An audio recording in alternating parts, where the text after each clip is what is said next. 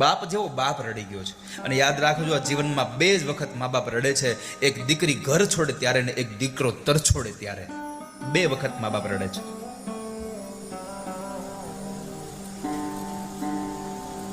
પણ ગામનું પાદર આવ્યું ને એટલે આંખો લૂછી નાખી, મોઢું ધોઈ નાખ્યું અને એકદમ સ્વસ્થ બનીને ઘરે ગયો. માં તો રાહ જોતી તો મારો પતિ ક્યારે આવશે, દીકરાના સમાચાર લઈને. એક ગામની અંદર એક પતિ પત્ની ખેત મજૂરી કરતા હતા. અને ખેત મજૂરી કરનારા એ પતિ પત્નીએ નક્કી કર્યું કે આપણા દીકરાને ભણાવવો છે આપણે. પેટે પાટા બાંધે છે.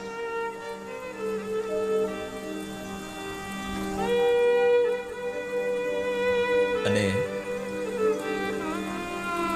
કાળી મજૂરી કરીને ગામની અંદર ભણાવ્યો. ગામડેથી એને શહેરમાં ભણવા માટે મૂકવા જાય છે. બાપ મૂકવા જાય છે, માં મૂકવા ન જતી.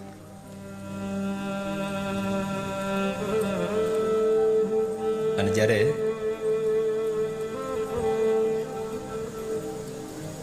બાપ મૂકીને નીકળે છે, થોડો સમય પસાર થયો. દીકરો ત્યાં ભણવામાં લાગ્યો. હોસ્ટેલમાં રહેતો હતો એટલે ઘણા બધા મોટા સંપત્તિવાન છોકરા બાપના દીકરાઓ પણ એની હારે હતા. એમાં એકાદ મહિના પછી એની માએ કીધું, સાંભળ્યું, હાલો ને આપણે લાલાને મળી આવીએ.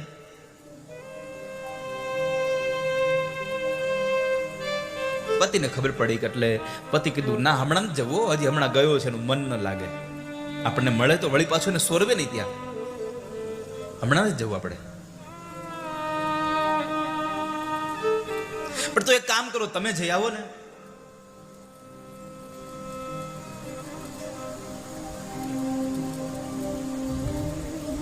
હા, હું જઈ આવીશ એક બે દિવસમાં.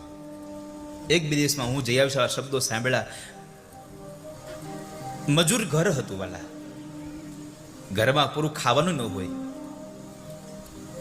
છતાં દીકરાને ભણાવવા માટે કાળી મજૂરી કરે છે મા બાપ. અને દીકરાને મળવા જવાના હતા પોતાના પતિ, એટલે આડોશ પાડોશમાંથી થોડી બધી સામગ્રી માગી આવી. મારા દીકરાને ટોપરા પાક બહુ ભાવે છે, એટલે માએ એક ટોપરા પાક બનાવી અને એક ડબરો આપ્યો અને કીધું, અમારા દીકરાને દેજો, એને બહુ ભાવે છે ટોપરા પાક. બાપ બિચારો ચાલતો ચાલતો મળવા જાય છે શહેરમાં. છોકરો સ્કૂલે છે.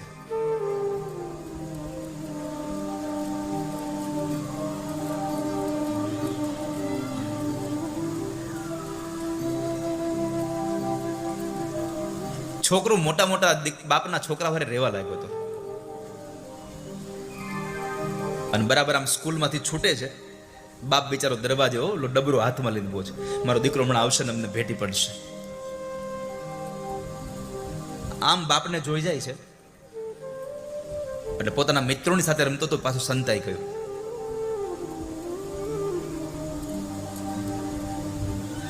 મિત્રો બધા જતા રહ્યા એટલે એક બાજુ આમ આમ પાછળથી જઈ એના બાપને એક બાજુ લઈને કહે છે, તમને આને આવવાનું કોણે કીધું તું અહીંયા? તમને કોણે કીધું અહીંયા આવવાનું મને મળવા? આજ આવ્યા, હવે કોઈ દિવસ આવતા નહીં.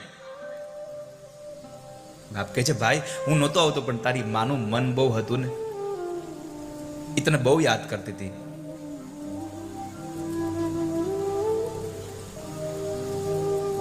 એ તને રાત ને દિવસ યાદ કર્યા કરે છે. તારી માએ તારા માટે ટોપરા પાક મોકલાવ્યો છે. બાપે દીકરાના હાથમાં ટોપરા પાકનો એ ડબ્બો આપ્યો. બાપની નજર સામે ઉકળામ ફેંકી દીધો એને. નથી ખાવો મારે તમારો ટોપરા પાક. આવતા ને મને કોઈ દિવસ મળવા અહીંયા. મારા મિત્રો જોશે તો કહેશે કે આ બાડિયાનો છોકરો છે, તમને જોવો એક આંખ નથી. મારા મિત્રો મારી મજાક કરશે પછી.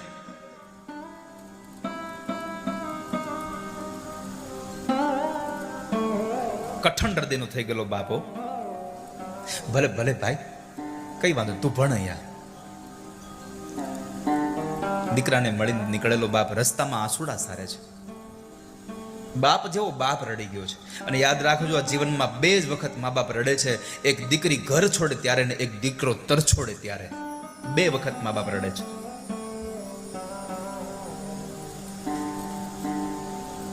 પણ ગામનું પાદર આવ્યું ને એટલે આંખો લૂછી નાખી, મોઢું ધોઈ નાખ્યું અને એકદમ સ્વસ્થ બનીને ઘરે ગયો. માં તો રાહ જોતી હતો, મારો પતિ ક્યારે આવશે, દીકરાના સમાચાર લઈને. બરાબર દરવાજામાં પગ દીધો, સામે ચાલી. મળ્યો લાલો ન મળ્યો તમને? અરે મળ્યો ને, બહુ રાજી થયો, બહુ તને યાદ કરતો હતો.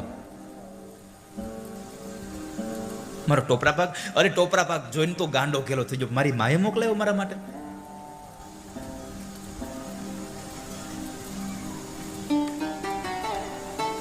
ધીમે ધીમે ધીમે ધીમે સમય વ્યતીત થવા લાગ્યો. એમાં બરાબર દીકરો 10મા ધોરણમાં 12મા ધોરણમાં સારા ટકાથી પાસ થયો. અને એમાં બરાબર એક ધનવાનની દીકરી સાથે એમને પ્રેમ થઈ ગયેલો. પણ ધનવાને એમ કહ્યું કે હું તને પરદેશ ભણવા માટે મોકલી દઉં, પણ તારે તારા મા બાપને પછી કહેવાનું નહીં ગામડે, મારી દીકરી સાથે લગ્ન કરી લે. મા બાપને છોડી અને પરદેશ વયો ગયો. ન પત્ર લખે, ન ફોન કરે, કશું જ નહીં. ધનવાન દીકરીના બાપે એને ભણાવવા માટેની ફી ભરી દીધી, બધું થયું. ભણી ગણીને એ છોકરો ફરી પાછો આવ્યો અને વળી પાછો પોતે છોકરો કલેક્ટર થયો છે. ઘટના આ બાજુ એ ઘટી છે.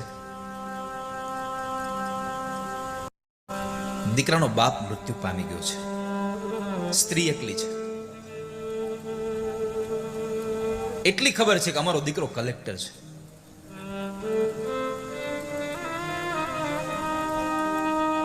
જે શહેરમાં કલેક્ટર હતો એ શહેરમાં માં ઠોકરા ખાતી પૂછતા બિચારી એક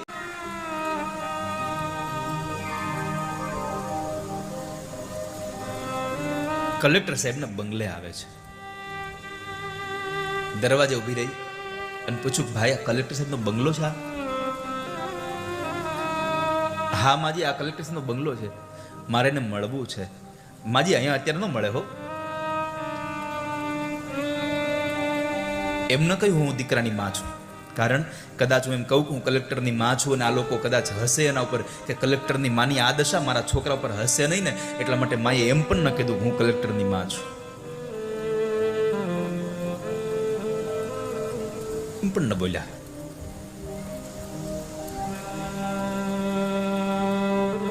એ સમય બરાબર કલેક્ટર પોતાના મહેલમાંથી નીકળી અને કચેરી જવા માટે ગાડીમાં બેસે છે.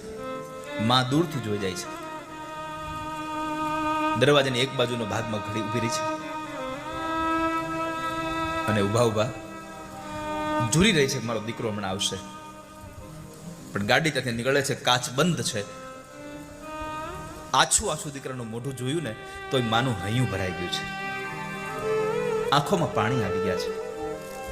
વર્ષો પછી દીકરાને જોયો છે, વર્ષો પછી સંતાનને જોયું હતું. આંખો ભરાઈ ગઈ. આખો દિવસ ત્યાં બેસી રહે છે. સાંજે ઘરે આવશે ને તો પાછું મોઢું જોઈ લેશે.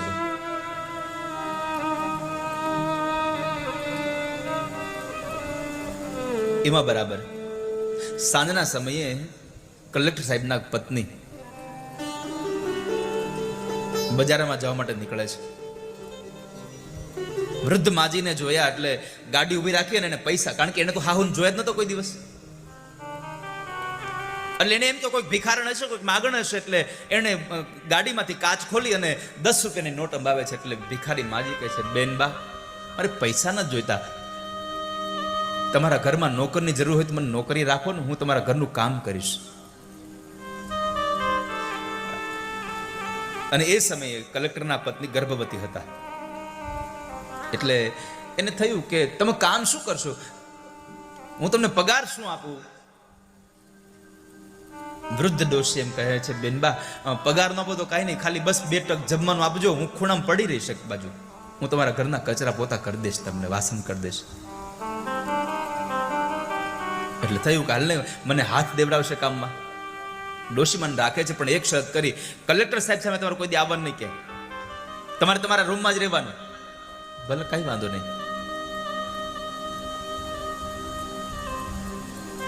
કલેક્ટર ઘરમાં હોય ને ત્યાં સુધી ડોશીમાં પાછળના એક રૂમમાં સંતાઈને રહેતા, ઘરનું કામ કરે. પણ કલેક્ટર જ્યારે એના રૂમની અંદર બેઠા હોય ને હોલમાં, ત્યારે ડોશીમાં એના ઘરની બારીમાંથી થોડીક અમથી દરવાજો ખોલી અને છોકરાનું મોઢું જોયા કરે. સગા દીકરાના ઘરની અંદર ડોશીમાં કામવાળી થઈને રહે છે. એક જ કારણ હતું, મારા દીકરાનું મોઢું મને જોવા મળે, મને મારો છોકરો જોવા મળે. એમાં દિવસો સારા ગયા અને એમાં બરાબર દીકરાની ઘરે દીકરાનો જન્મ થયો. ડોશીને હૈયામાં હરખ નથી હમાતો, કે હરખ નથી હમાતો કે. અને દીકરો આવ્યો, સમય વ્યતીત થયો. એક વખતના સમય બરાબર સાંજના સમયે કલેક્ટર સાહેબ રવિવાર હતો, ઘરે હતા, અને સાંજના સમયે દીકરો બરાબર બહુ કજ્જો મીંડો કરવા, બહુ રડતો હતો.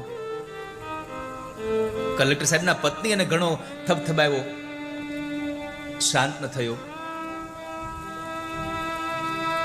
કલેક્ટર સાહેબ એને લઈ અને રમાડવા માટે પ્રયત્નો કરે છે, બગીચામાં આટો મારી આવ્યા, પણ છોકરો શાંત ન થતો. આ બાજુ માડીનો જીવ નથી રહેતો હવે, કારણ કે છોકરો અહીંયા હિંચકે ભરી ગયો છે હવે. એટલે સામે આવવાનું નતું, પણ છતાં પણ એક વખત આમ લાજ કાઢીને પણ સામે આવીને કીધું, બેનબા લાવો હું થોડી વાર રમાડું ને. અરે માજી અમારાથી નથી રહેતો, તમારાથી શું રહેશે? એટલે ઓલા કલેક્ટરે પૂછ્યું કે આ કોણ છે? તો કે છે આપણા ઘરના કામવાળા છે. બરાબર, લાવો ને હું શાંત કરું એને. પતિ પત્ની અઢળક પ્રયત્નો કર્યા છતાં પણ દીકરો શાંત નહોતો થતો. બાળક માજીના હાથમાં આપ્યો, માજી હાથમાં લઈ અવળું ફરી સાડીનો છેડો ઓઢાડીને છાતીએ લગાડી અને થબથબાવ્યો ને તો બાળક શાંત થઈ ગયું. બાળક રડતું બંધ થઈ ગયું. કલેક્ટરે એટલું પૂછ્યું કે માજી તમે એવું કર્યું તો શું?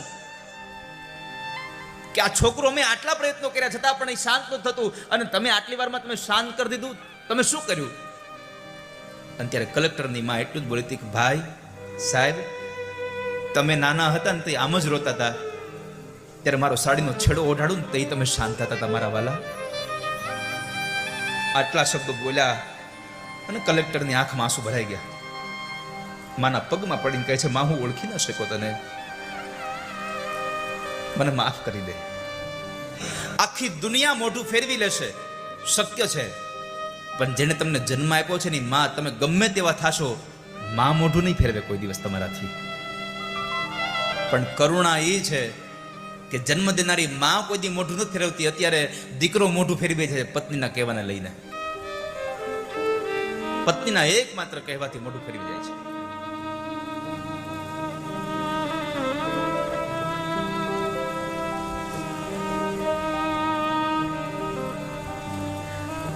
દીકરો ગમે તેવો હોય,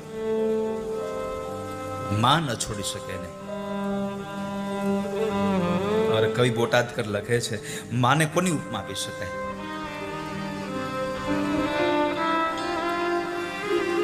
मां एक एवं पात्र छे, ममताना रसथी भरेलुं वट वृक्ष छे. मां नानुं बाळक શેરીમાં રમતું હોય, થાકી ગયું હોય હાવ, પણ ઘરે આવે એટલે માં એની ગોદમાં બેસાડી અને પોતે ઓઢેલી સાડીના છેડાથી ખાલી પરસેવો લૂછી દે ને તો દીકરો આખો એકદમ તંદુરસ્ત થઈ જાય, પાછો થાક ઉતરી જાય બધો.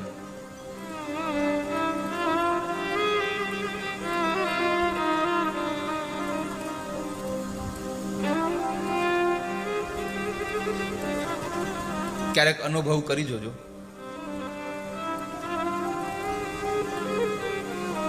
ઘેરે બાળકો હોય, પત્ની હોય અને એક વૃદ્ધ માં હોય, ખૂણામાં ખાટલો નાખેલ પડી.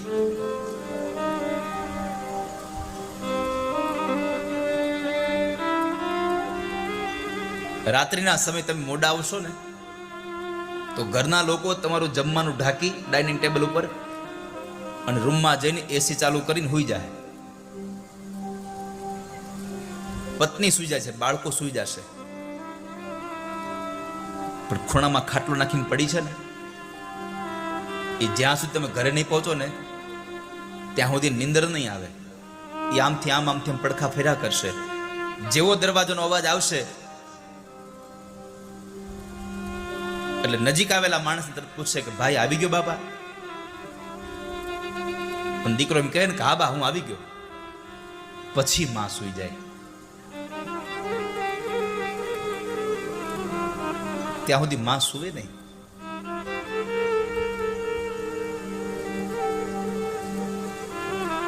કારણ કે માં એ મમતાના રસથી ભરેલું વટવૃક્ષ છે.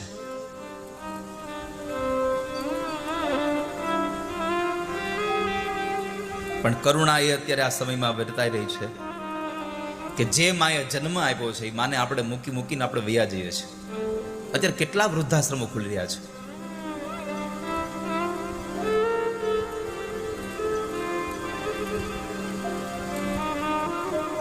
ક્યારેક વૃદ્ધાશ્રમમાં જાજો ખબર પડશે, પણ એક વસ્તુ કેવી પડે હો કે વૃદ્ધાશ્રમમાં જેટલા વડીલો ત્યાં રહે છે ને એ કોઈ ખેડૂતના મા બાપ નથી. ત્યાં ખેતી કરીને પોતાનું જીવન ચલાવનારો ગરીબ માણસ પોતાના મા બાપને વૃદ્ધાશ્રમમાં મૂકવા નહીં જાય. ત્યાં તો કોઈ મોટો વકીલ હશે, કોઈ એન્જિનિયર હશે, કોઈ ડોક્ટર હશે, એના મા બાપ ત્યાં રહ્યા છે. ત્યાં કોઈ ગરીબનો છોકરીના મા બાપ નથી રહ્યા. ટકનું લઈ આવીને ટકનું ખાતા હોય છતાં પણ એના મા બાપ ક્યારેય વૃદ્ધાશ્રમમાં નથી ગયા.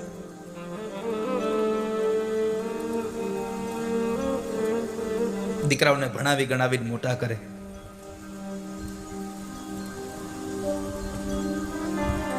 પેટે પાટા બાંધ્યા હોય,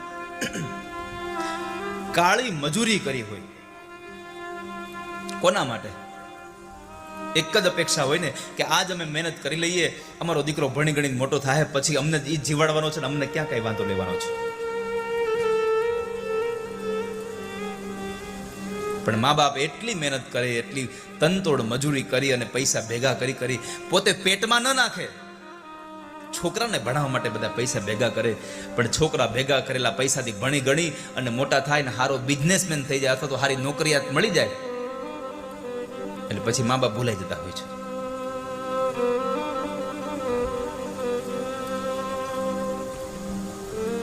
મારે બહેનોને પ્રશ્ન કરવો છે, કેટલા લોકોની ઈચ્છા છે કે તમારો દીકરો અને તમારા દીકરાની વહુ તમારી વૃદ્ધાવસ્થામાં તમારી હારે રહે? કેટલા લોકોની ઈચ્છા છે તમારી વૃદ્ધાવસ્થામાં તમારો દીકરો અને તમારા દીકરાની વહુ તમારી હારે રહે? હજી એકવાર પ્રશ્ન કરું છું, સાંભળજો ખાસ. કેટલા લોકોની ઈચ્છા છે? હવે હાથ ઊંચો કરો. એક સૂત્ર તમારા કાયમ માટે તમારા માનસ પટલ ઉપર લખી નાખજો કે મારો દીકરો અને મારા દીકરાની વહુ મારી વૃદ્ધાવસ્થામાં અમે એની હારે રહેતા હોઈએ, અમારી હારે બધા રહેતા હોઈએ, આવી અમારી ઈચ્છા છે. તો સૂત્ર મારું લખી રાખજો કે તમારે તમારા દીકરાની હારે રહેવાની ઈચ્છા છે તો તમારો પતિ પણ કોઈકનો દીકરો છે, એને એના મા બાપ ભેગો રહેવા દેજો. કારણ કે એના મા બાપની ઈચ્છા હોય કે મારો દીકરો મારી ભેગો રહે, અમે સાથે રહીએ.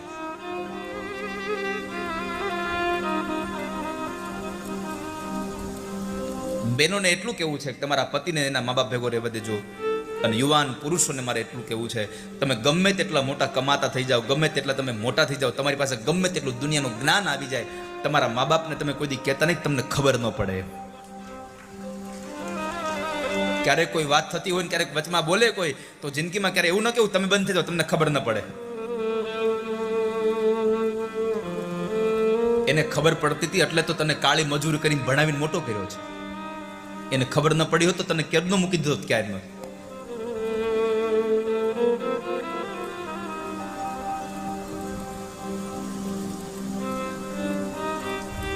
ભગવાનને ભજશો, મા બાપ નહીં મળે. મા બાપને ભજો, ભગવાનને કોઈ દી ગોતવા નહીં જવું પડે તમારે.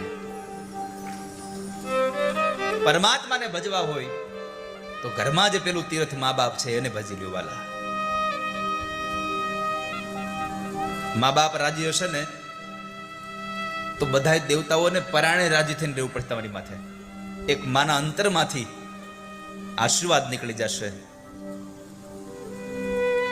તો ભગવાનને ગમે તેમ કરીને તને આપવું પડશે મારા વાલા. એટલે પ્રાર્થના કરું છું કે આપ સૌ મા બાપની સેવા કરજો. તમારા ઘરમાં રહેલું તીર્થ જો તમારાથી રાજી નહીં હોય તો અન્ય તીર્થોમાં તમારું લાખો કે કરોડોનું કરેલું દાન પણ તમને ફળ નહીં આપી શકે. તમારું પેલું તીર્થ મા બાપ છે. એને રાજી કરજો મારા બાપ, એને પ્રસન્ન કરજો.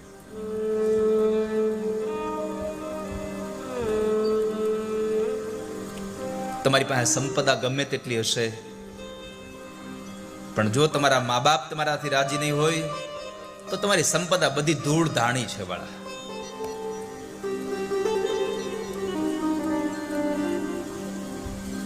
લાખો